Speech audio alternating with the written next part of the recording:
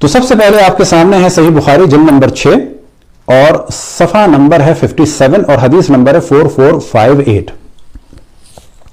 اصل روایت کیا ہے کہ عائشہ رضی اللہ نے کہا حضرت کے مرض میں ہم آپ کے منہ میں دوا دینے لگے تو آپ نے اشارے سے دوا دینے سے منع کیا. تو پہلی بات یہ ہے کہ آپ نے منع کیا. ہم نے سمجھا کہ مریض کو دوا پینے سے بعض اوقات جو ناگواری ہوتی ہے یہ بھی اسی کا نتیجہ ہے. یعنی رسول اللہ صلی اللہ علیہ وسلم کو اپنی فکر نہیں تھی، وہ نہیں جانتے تھے کہ جان کا بچانا واجب ہے، اور وہ معاذ اللہ بچوں کی طرح سے منع کر رہے تھے. اب یہاں پر ذہن میں رہے کہ رسول اللہ صلی اللہ علیہ وسلم منع فرما رہے ہیں، اس کے بعد بھی ان کی مخالفت ہو رہی ہے. عجیب بات یہ ہے کہ یہاں پر زبردستی دوا منہ میں ڈالی جا رہی ہے، یا بالفاظ دیگر زہر ڈالا جا رہا ہے زبردستی، اور جب وہ فرما رہے ہیں کہ مجھے دے دو قلم و دوات، اور وہاں نہیں دیا جا رہا. یہاں پر سب جمع ہیں اس مخالفت کو کرنے کے لیے، اور وہاں پر سب جمع ہو گئے اس مخالفت کو کرنے کے لیے کہ ہم قلم اور دوات نہیں دینے دیں گے. انشاءاللہ وہ بھی بعد میں بیان ہوگا، کیونکہ اس کا تعلق بھی شہادت رسول اللہ صلی اللہ علیہ وسلم سے ہے. یہ بھی اسی کا نتیجہ ہے. اس لیے ہم نے اصرار کیا تو آپ نے فرمایا کہ گھر میں جتنے آدمی ہیں سب کے منہ میں میرے سامنے دوا ڈالی جائے، صرف عباس رضی اللہ اس سے الگ ہیں کہ وہ تمہارے ساتھ اس کام میں شریک نہیں تھے. تو یہاں پر یہ روایت نقل ہوئی ہے غزوات کے بیان میں. اب کیوں غزوات کے بسم اللہ الرحمن الرحیم. موصوف بزام خیش محقق گردانتا ہے، جبکہ حقیقت اس کے برعکس ہے. اس سے بڑا جاہل کوئی نہیں. نمبر 2 کہ یہ کون کہتا ہے کہ یہودیوں والا کام بند ہو گیا ہے؟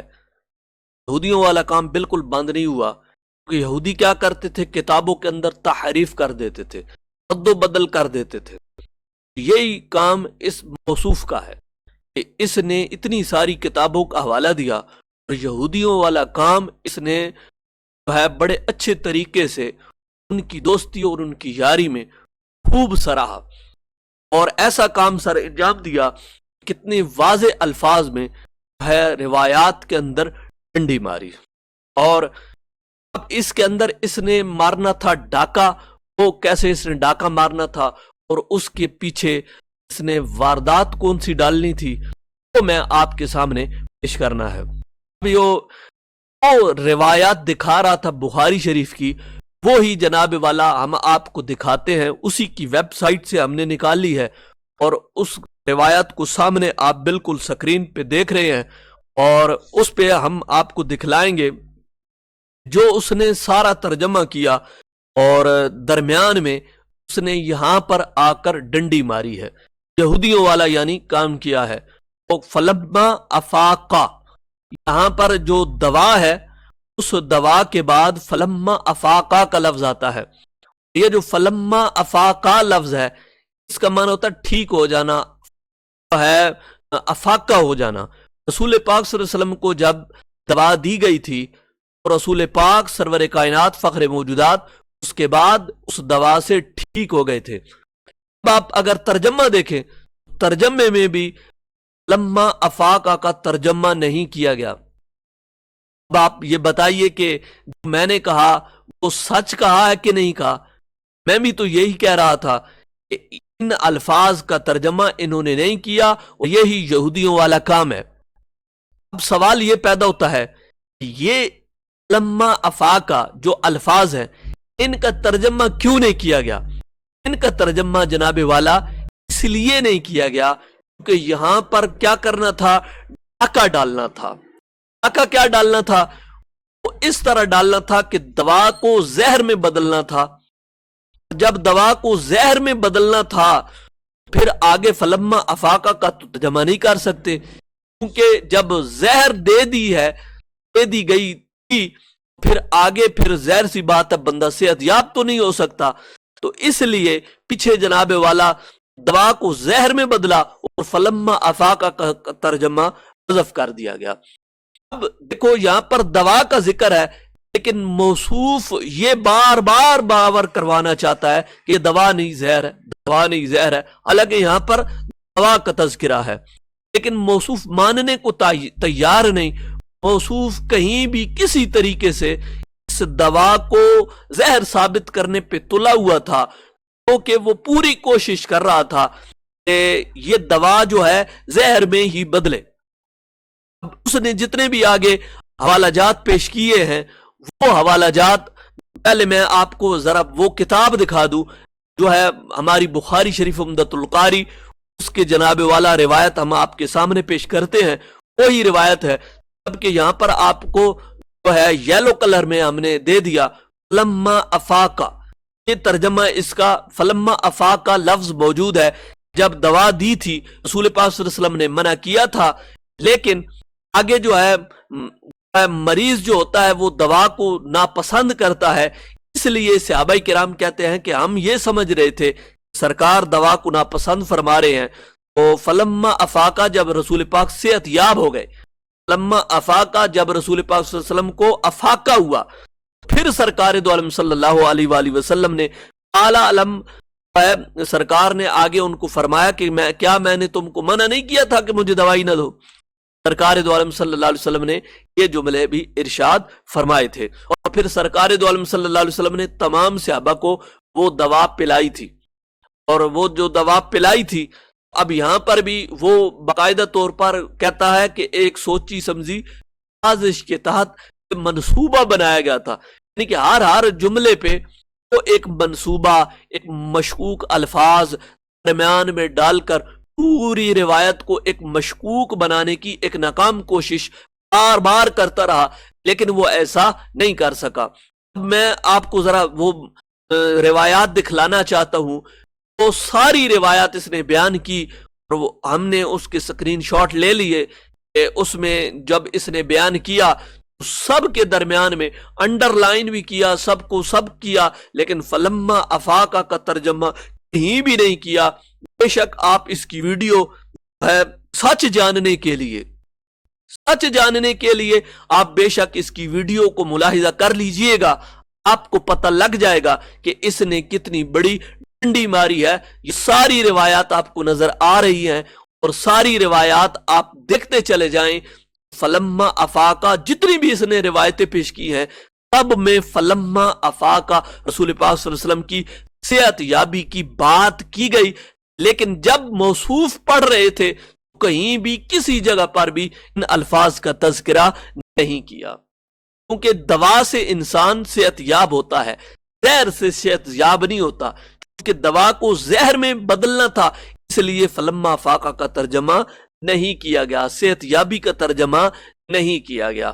یہ تھی ان کی بہت بڑی یہودیوں والی سازش، اور یہ چونکہ یہ ثابت کرنا تھا رسول پاک سرور کائنات فخر موجودات صلی اللہ علیہ وآلہ وسلم کی جو وفات ہوئی ہے، یہ جو صحابہ کرام اور جو عورتیں سب مل کر انہوں نے جو دوا رسول پاک صلی اللہ علیہ وآلہ وسلم کو پلائی تھی، اس وجہ سے جو ہے یہ دوا نہیں تھی، دراصل وہ کہتے ہیں کہ زہر تھی، اور جس کی وجہ سے رسول پاک صلی اللہ علیہ وسلم کا انتقال ہوا۔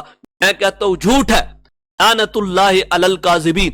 ہم یہ جھوٹ انہی کے گھر سے نکال کر آپ کو بتلاتے ہیں کہ یہ جو رسول پاک صلی اللہ علیہ وسلم کی وفات ہوئی، خیبر کے دن جو آپ کو زہر دیا گیا تھا، اس زہر کی وجہ سے وفات ہوئی، اور یہ انہی کی کتابوں سے میں موجود ہے۔ دیکھو میں پہلا حوالہ پیش کرتا ہوں، کتنی بڑی دلیل ہے کہ ان کے گھر سے ہم نے نکالی اور نکال کر آپ کے سامنے پیش کر رہے ہیں کہ ہماری بالکل یہ روایت صاف ہے، یہ دوا ہے، اس سے رسول پاک صلی اللہ علیہ وسلم صحت یاب ہوئے، اور جبکہ وہ رسول پاک صلی اللہ علیہ وسلم کی وفات ہوئی ہے وہ خیبر والے دن جو آپ کو زہر دیا گیا تھا اس وجہ سے ہوئی۔ پہلا حوالہ میں پیش کرتا ہوں، الاعتقادات لشیخ الصدوق، باب 37 ہے، اس پر جو جناب موجود ہے میں پڑھتا ہوں۔ وَاعْتِقَادُنَا فِي النَّبِيِّ صلی اللہ علیہ وسلم أَنَّهُ ثُمَّ فِي غَزْوَةِ خیبر فما زالت هذه الأكلة عاده عاوده حتى قطعت أظهره فمات منها۔ یہ الاعتقادات کا حوالہ کہ یہاں پر کیا فرمایا، میں ہمارا اعتقاد نبی کے متعلق ہے کہ غزوہ خیبر میں ان کو زہر دیا گیا۔ دیکھا غزوہ خیبر میں ان کو زہر دیا گیا، یہ کھانا لوٹتا رہا حتیٰ کہ اس نے ان کی شاہ رگ کٹ گئی، اس سے ان کی شاہ رگ کٹ گئی، وہ اس سے وفات پا گئے۔ یہ تھی جو ہے روایت، اسی کی وجہ سے رسول اکرم نور مجسم شفیع معظم صلی اللہ تعالی علیہ وسلم کی وفات شریف ہوئی۔ دوسرا حوالہ بھی پیش کر دیتا ہوں۔ دوسرا حوالہ جو ہے میں جناب بصائر الدرجات اور صفحہ نمبر جو ہے 523 میں میں جناب کے سامنے پیش کرتا ہوں۔ جی دیکھیے جی، ان ابی عبداللہ قال ثم رسول اللہ صلی اللہ علیہ وسلم یوم خیبر فتکلم اللحم قال یا رسول اللہ صلی اللہ علیہ وسلم انی مسموم قال فقال النبی صلی اللہ علیہ وآلہ وسلم عند موته اليوم قطعت مطايا الأكلة التي أكلت بخيبر وما من نبي ولا وصي إلا شہید۔ یہاں ابو بصیر نے امام صادق سے روایت کیا، فرمایا رسول کریم صلی اللہ علیہ وآلہ وسلم نے یوم خیبر مسموم ہوئے تو زہر آلود گوشت نے کلام کرنا شروع کیا اور کہا یا رسول اللہ میں مسموم ہوں، مطلب میرے اندر زہر ہے۔ نبی پاک صلی اللہ علیہ وسلم اپنی موت کے وقت فرمایا کہ آج کے دن میری شہرگ کو اس کھانے نے کاٹ دیا ہے تو میں نے خیبر میں کھایا تھا، اور کوئی نبی وصی نہیں ہے مگر یہ کہ وہ شہید ہے۔ یہ ترجمہ میں نے اس کا پیش کیا بصائر الدرجات میں، اور ان روایات سے یہ بات ثابت ہوئی کہ یہ جو رسول پاک صلی اللہ علیہ وسلم کی وفات ہوئی وہ اس دوا کی وجہ سے نہیں، اس کو موصوف پورا کوشش کے باوجود زہر بنا نہ سکے، تو انہی کی کتابوں سے ثابت ہوا کہ جو سرکار کی وفات پاک ہوئی تھی وہ یوم خیبر کے دن جو زہر دیا گیا تھا اس زہر کی وجہ سے رسول پاک صلی اللہ علیہ وسلم کی وفات پاک ہوئی تھی۔ اس پر بھی آگے بہت زیادہ کلام ہے، ہم نہیں کرنا چاہتے، لیکن یہ جو ہم نے انہی کی کتابوں سے ان کو آئینہ دکھایا ہے، تو سمجھو کہ اس کے چہرے پہ، اس کے منہ پہ ایک انہی کی جوتی نکال کے اس کے منہ پہ زور سے ماری ہے تاکہ اس کو شرم آئے اور حیا آئے۔ تو دوسری جو جناب والا رسول پاک صلی اللہ علیہ وآلہ وسلم کا انہوں نے حکم نہیں مانا، سرکار نے ان کو منع بھی کیا تھا، سرکار کی انہوں نے اطاعت نہیں کی، اور باوجود اس کے انہوں نے سرکار کے منہ میں دوا ڈال دی۔ جناب والا ہم آپ ہی کا یہ پیج دکھانا چاہتے ہیں، یہ جواب اس پیج کے اندر موجود ہے کہ آپ کی دیگر کتب کے اندر بھی موجود ہے، تو انشاءاللہ ہم پھر بعد میں اس کو ڈسکس کریں گے۔ یہ آپ کا وکی پیج ہے، یہ جناب والا آپ کو نظر آ رہا ہے، تو اس میں جناب یہ درج ہے، اور یہ جو درج ہے میں آپ کے سامنے پیش کرنے لگا ہوں۔ رسول پاک صلی اللہ علیہ وآلہ وسلم نے حضرت مولا علی رضی اللہ تعالی عنہ کو فرمایا کہ تم میرا نام جو ہے وہ کاٹ دو۔ حضرت مولا علی رضی اللہ تعالیٰ عنہ کو دشوار ہوا مولا علی رضی اللہ تعالیٰ عنہ کہ وہ یہ جو ہے کاٹیں، تو یہاں پر یہ میں جناب کے سامنے پیش کرتا ہوں۔ جب آپ متوجہ ہوئے علی بن ابی طالب کے لیے رسول اللہ کا عنوان مٹانا دشوار ہے، تو آپ نے اپنی انگلی آگے بڑھا دی اور فرمایا یا علی مجھے یہ عنوان دکھا دو تاکہ میں خود اس کو مٹا دوں۔ حضرت علی رضی اللہ تعالیٰ عنہ کو بھی سرکار نے حکم دیا، اور حضرت مولا علی رضی اللہ تعالیٰ عنہ نے آگے سے نام مٹانے سے انکار کر دیا۔ دیکھو جہاں سرکار کا حکم تھا مولا علی رضی اللہ تعالیٰ عنہ نے اس حکم کو نہیں مانا، تو اب آپ اس کے بارے میں آپ کا جواب کیا ہوگا؟ تو آپ کا اس کے بارے میں جواب ہے وہی ہمارا اسی روایت کے بارے میں جو بخاری میں ہے وہی ہمارا جواب ہوگا۔ یہ اس کے اندر بہت زیادہ اور بھی کلام ہے، لیکن یہ مختصر اتنا جامع کلام ہم نے آپ کے سامنے کر دیا ہے کہ اس میں جہاں ڈنڈی ماری گئی وہ بھی نشاندہی کروائی، اور جہاں دوا کو جو یہ بنانا چاہتا تھا زہر، یہ بھی ہم نے آپ کے سامنے پیش کیا کہ جو ہے ڈنڈی یہاں پر کیوں ماری گئی تھی، اس لیے ماری گئی تھی، اور دوسرا جو شہادت رسول ہے اس دوا کی وجہ سے ہوئی، زہر کی وجہ سے ہوئی، یہ بات بھی ہم نے آپ کے سامنے پیش کر دی انہی کی کتابوں سے کہ یہ معاملہ ایسا نہیں تھا۔ جو یہ پیش کر رہا ہے یہ سارا جھوٹ پر مبنی ہے، یہ ایک ڈرامہ ہے، اور انشاءاللہ تعالی ہم اس کے قدم بقدم ساتھ چلتے رہیں گے۔ جو یہ روایات بیان کرتا رہے گا انشاءاللہ تعالی میرا رب زندگی جب تک عطا فرمائے گا ہم یہ کام سر انجام دیتے رہیں گے، اور دفاع جو ہے مسلک حق کا، اہل سنت والجماعت کا کرتے رہیں گے۔ آخر دعوانا الحمدللہ رب العالمین۔